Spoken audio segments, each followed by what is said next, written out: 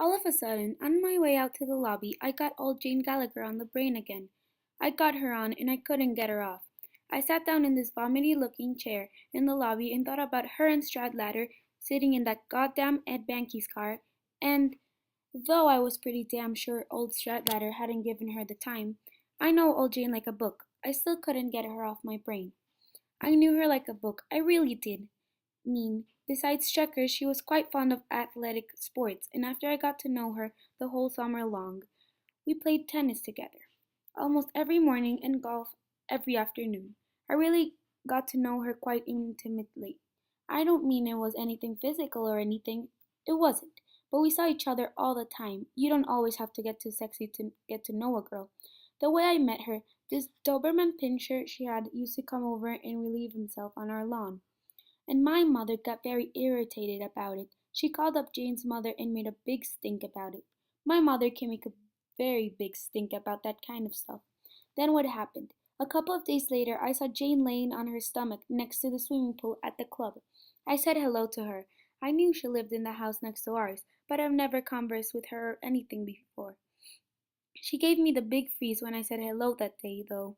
I had a hell of a time convincing her that I didn't give a goddamn where her dog relieved himself. He could do it in the living room for all I cared. Anyway, after that, Jane and I got to be friends and all. I played golf with her that same afternoon. She lost 8 balls. I remember 8. I had a terrible time getting her to at least open her eyes when she took a swing at the ball. I improved her game immensely, though. I'm a very good golfer. If I told you what I go around, you probably wouldn't believe me. I almost was once in a movie short, but I changed my mind at the last minute. I figured that anybody that hates the movies as much as I do, I'd be a phony if I let them stick me in the movie short. She was a funny girl, Jane. I wouldn't exactly describe her as strictly beautiful. She knocked me out, though. She was some sort of muckle-mouthed. She was talking and she got excited about something. Her mouth sort of went in about 50 directions. Her lips and all. That killed me. And she never really closed it all the way, her mouth. It was always just a little bit open, especially when she got in her golf stance or when she was reading a book.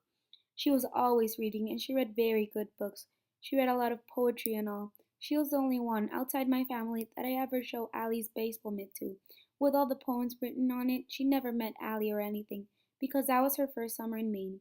Before that, she went to Cape Cod, but I told her a lot about him. She was interested in that kind of stuff.